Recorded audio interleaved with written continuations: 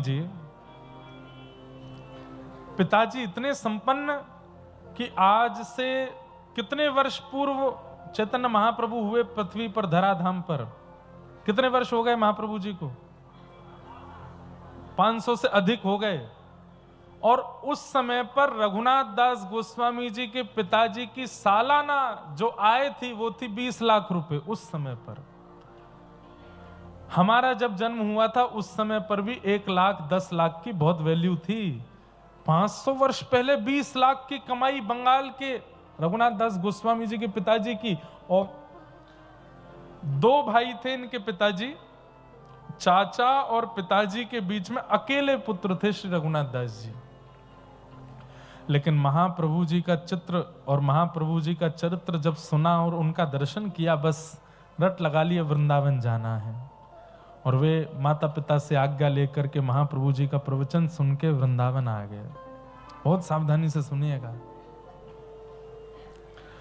वृंदावन आकर के उन्होंने नियम ले लिया, वो एक मिट्टी के पात्र में नित्य छाछ पीते थे, और वो भी मधुकरी के रूप में किसी ब्रजवासी के घर से वो छाछ आती थी, मठा, और बस उसको पी करके भजन करते थे और कुछ खाते पीते नहीं थे। छोटा सा प्रसंग सुना रहा हूं। रघुनाथ दास जी का प्रसंग चरित्र बहुत अच्छा है, बहुत बड़ा है, पर मैं छोटा सा एक प्रसंग सुना रहा हूं। तो आप राधा कुंड में निवास करने लगे, जब व्रत चले गए तो वहां पर एक सकोरा बोलते हैं मिट्टी के पात्र को, उसमें केवल छाछ पीते थे और ठाकुर जी का भजन करते थे। गोसाई श्री विठलनाथ जी श्रीमद वल्लभाचार्य जी के पुत्र, वो इनसे मिलने के लिए कभी कभी आते थे, क्यों अच्छे मित्र थे, दोनों भक्त थे।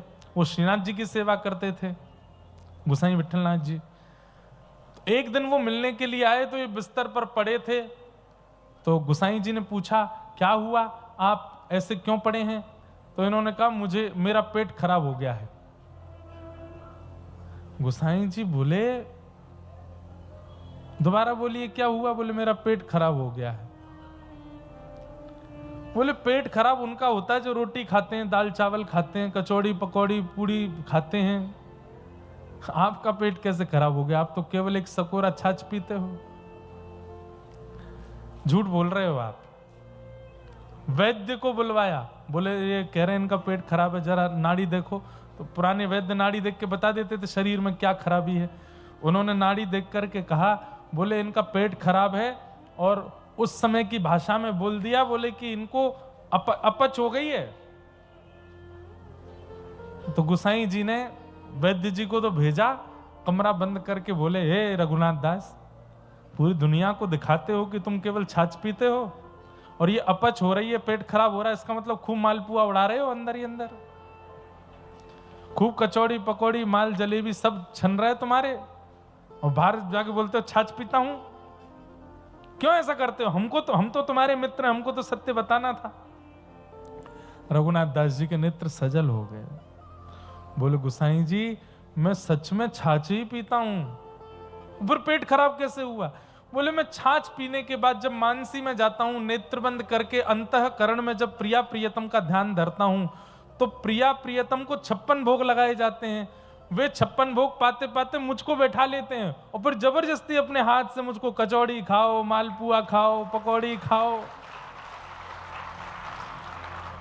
कल रात में गिरिराज जी के किसी वैष्णव ने 56 भोग लगाए, तो मैं तो गया था ध्यान करने के लिए। जैसे ही ध्यान में प्रिया प्रियतम को देखा, दोनों ने श्री जी ने एक हाथ पकड़ा, ठाकुर जी ने एक हाथ पकड़ा, बैठो बाबा, हमारा पेट तो भर गो, अब तुम खाओ। और दोनों ने खूब भर भर के मुंह को खवाया। मैंने कही, अरे श्री जी, मैं छाछ पीवे वारो, एक सकोरा छाछ पीऊं, मेरे पेट में इतनी जगह ना है। जबरदस्ती श्री जी तो मान गई, या लाला ने ठूस ठूस के खवाया मुंह को, आवाज मेरो पेट खराब है गयो। गोसाई जी के नेत्र सजल हो गए कि ये मानसी में चिंतन जो करते हैं, वो चिंतन इनके प्रत्यक्ष शरीर में लग रहा है। इसका मतलब सोचो किस अवस्था के हैं। ठाकुर जी कहते हैं, ऐसे भक्त मुझको प्रिय हैं। राधा कृष्ण प्राण मोरा युगल किशोर। और ऐसे भक्तों को क्या कहते हैं? निर्गुण भक्त। इनकी और कोई कामना ही नहीं है। हमने अपने ठाकुर जी का ब्याहुला किया, किसी ने, बहुत लोग तो अब हमारे पीछे पड़े ही रहते हैं, कुछ ना कुछ बोले। कोई बोला गुड्डा गुड़िया का खेल समझ रखा है, ठाकुर जी का ब्याहुला कर रहे हैं। अरे भैया, बोलने से पहले आपकी जीभ में घबराहट नहीं होती? ठाकुर जी गुड्डा गुड़िया है। सखियन मन ऐसी रची, ब्याह रचायो आज। सखियों के मन में आया कि हम प्रिया प्रियतम का ब्याहुला।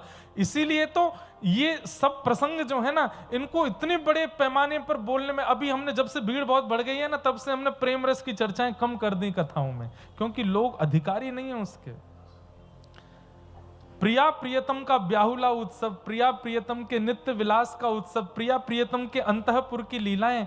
इसीलिए रसिक जनों ने कहा इनको गोपनीय रखो, इनको ज्यादा सबके आगे बोलो मत, क्योंकि ये संसार लैला मजनू का नृत्य देखने वाले, क्या नाम है, जूलियट रोमियो का सिनेमा देखने वाले, ये कैसे समझेंगे प्रिया प्रियतम का प्रेम कैसा है?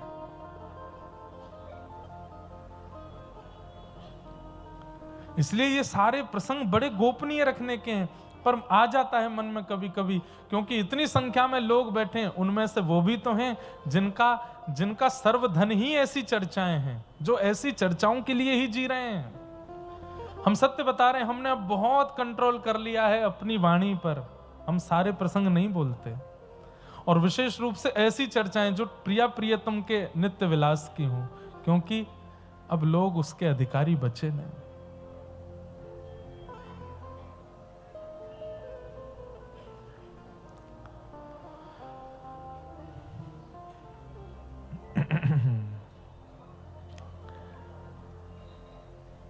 मन ना रहे 10-20,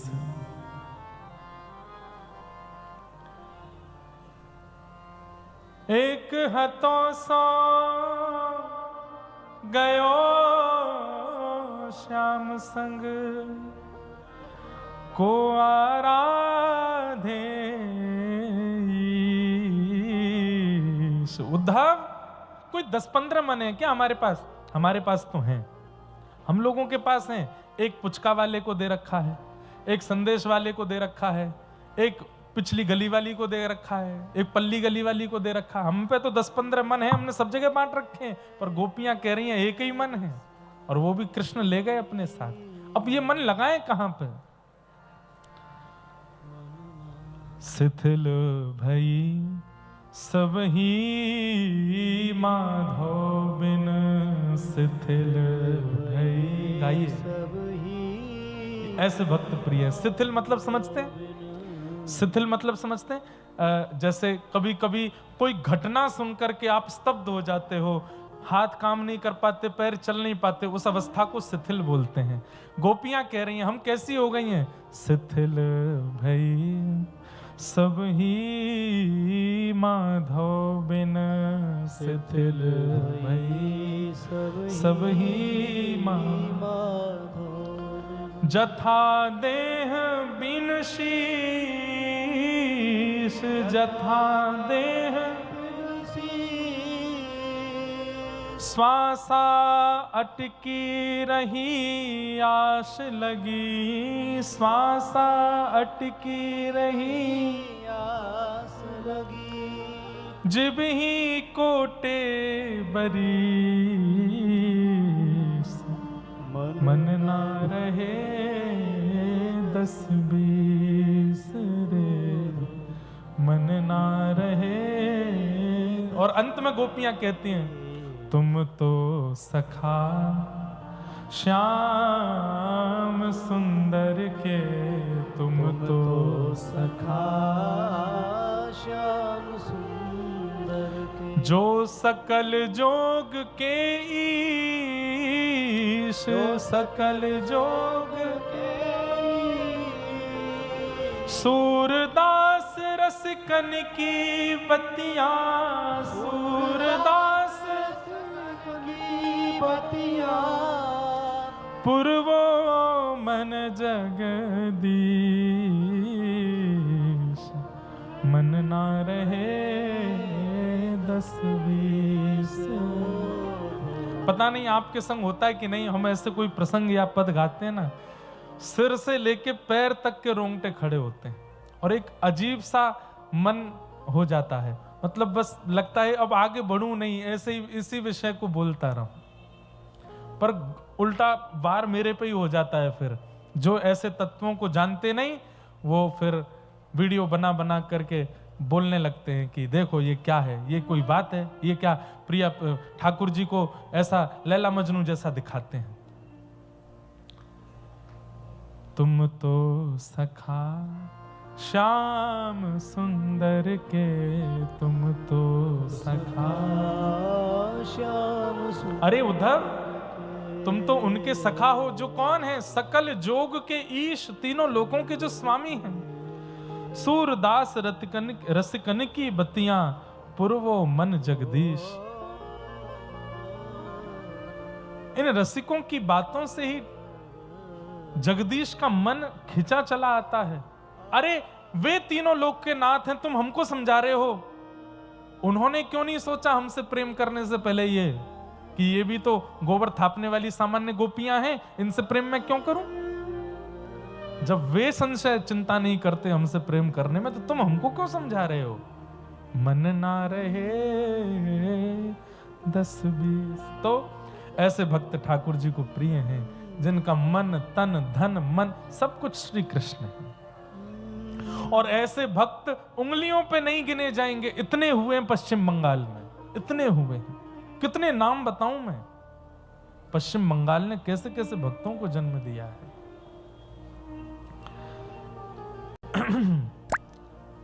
देवूती माता को कपिल भगवान ज्ञान उपदेश करते हैं। अब हम लोग थोड़ी भगाते हैं रफ्तार अपनी, और आगे उत्तानपाद राजा के पुत्र हुए।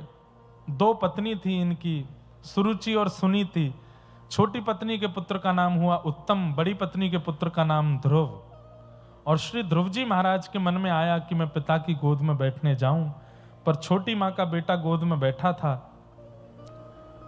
छोटी माँ ने डांट दिया, नहीं बैठने दिया, और कहा यदि पिता की गोद में बैठने का मन है तो वन में जाकर के ठाकुर जी को प्रसन्न करके वरदान मांगो कि मैं छोटी माँ के गर्भ से जन्म लूं, तब बैठोगे। अपनी माँ से जाकर के रोने लगे ध्रुव जी। माँ ने समझाया। बंधुओं देखो, हमारी माताओं से एक प्रार्थना है, पिताजी से भी है वैसे तो। कभी बच्चे स्कूल से, जब छोटेपन में स्कूल से, ट्यूशन से, कोचिंग क्लास से, जब छोटी अवस्था में हो, आकर के घर पर अगर शिकायत करते हैं, ठीक है, कोई बच्चा अभद्रता कर रहा है, कोई तो आपको जाकर के उसको संभालना चाहिए। लेकिन अगर उसकी शिकायत में कोई बहुत बड़ी बात नहीं है ना, तो उस बालक को तुरंत डांट के समझाना चाहिए। ऐसे शिकायत नहीं करते। चुगली करना बच्चों को नहीं सिखाओ, एक प्रकार का दोष है। यहीं से फिर धीरे धीरे दोष आने शुरू हो जाते हैं, और माता पिता बढ़ावा दे देते हैं, तो और बालकों में दोष आता है। बालक कितने शुद्ध होते हैं जब जन्म होता है, कितने पवित्र होते हैं। आपने देखा, हम आप सब लोग सुबह सुबह सो के उठते हैं, हमारा शरीर दुर्गंध युक्त होता है, मल युक्त होता है, आंख से, नाक से, सब जगह से मल प्रकट होता है। छोटे छोटे बालक, उनसे दुर्गंध नहीं आती। क्यों? पवित्र होते हैं, शुद्ध होते हैं। शुद्धोषि मुक्तोषि निरंजनोषि संसार मायाम परिवर्जितोषि। लेकिन जैसे ही हम उनमें विकार डालना शुरू कर देते हैं, वह भी दुर्गंध युक्त होने लग जाते हैं। मैंने अनुभव किया है, बड़े बड़े संतों से भी दुर्गंध नहीं आती। मैं तो बहुत समीप पहुंच जाता हूं। तन तो तन है, इसमें से तो मल ही प्रकट होता है, पर मैंने ऐसे ऐसे साधक संतों को देखा है, केवल जल से स्नान करते हैं, पर उनसे भी कभी हमारे आपकी तन जैसी दुर्गंध नहीं आती। अभी मैं बद्रीनाथ में था, तो बद्रीनाथ में आज भी देवी देवताओं के दर्शन हो जाते हैं। आज भी ठाकुर जी वहां पर, भू वैकुंठ है वो। तो एक महाराज जी से मिला था मैं, हिमालय पर रहते हैं वो। तो मैंने उनसे एक ही प्रश्न किया कि महाराज जी, आपने ठाकुर जी को देखा यहाँ पे? तो इतना पूछते ही उनका शरीर कांपने लगा, नेत्रों से आंसू आने लगे और वो रोने लगे, बहुत रोए। बस वो स्थिति बताने के लिए पूरी थी कि इनको ठाकुर जी का अनुभव हुआ है। जब वो शांत हुए तो मैंने उनसे कहा कि महाराज जी, जब ठाकुर जी आपको दिख रहे हैं और भी संतों को दिखते हैं, तो हम सामान्य जीवों को क्यों नहीं दिखते? ठीक है, हम अधम हैं, हम संसारी हैं, हम आप जितना भजन तो नहीं कर सकते, पर ठाकुर जी तो दयालु है ना, उनका नाम तो दयानिधि है, वो हमको एक बार दिख जाए तो उसमें क्या दिक्कत है? तब उन्होंने एक बात कही हमसे, बोले लाला, ये जितने भी देव योनि हैं, देवता होते हैं, ठाकुर जी, इन सबको हम मानवों से दुर्गंध आती है। जिस प्रकार दुर्गंध युक्त स्थान से हम तुरंत भागते हैं, ऐसे ही मानव का एक दायरा होता है, 3-4 मील तक एक मानव की दुर्गंध रहती है, और इन देवताओं को वो दुर्गंध बहुत सताती है, इसलिए हमसे हमारे आते ही भाग जाते हैं, दूर हो जाते हैं, बोले कि इनसे दूर रहना है, बहुत दुर्गंध युक्त है। और इस दुर्गंध को शांत करने का एक ही तरीका है, भजन। इस शरीर की जो दुर्गंध है, ये इत्र से, परफ्यूम से, सोप लगाने से, बॉडी वॉश लगाने से नहीं जाने वाली। जाएगी, शाम को फिर आएगी, और शाम को अगर चलेगी दिन में फिर आएगी। पर भजन करने वाले साधकों को मैंने समीप से देखा है, उनके तन से दुर्गंध नहीं आती। और जब ये तन दुर्गंध विमुक्त होने लगता है तो धीरे धीरे देव समीप आना प्रारंभ करते हो। देव जब समीप आकर के हमको चेक कर लेते हैं कि नहीं अब ये ठीक है भजन के साधन में, तो फिर ठाकुर जी को वो संकेत करते हैं कि नाथ इसको दर्शन दो, ये पवित्र है, ये शुद्ध है।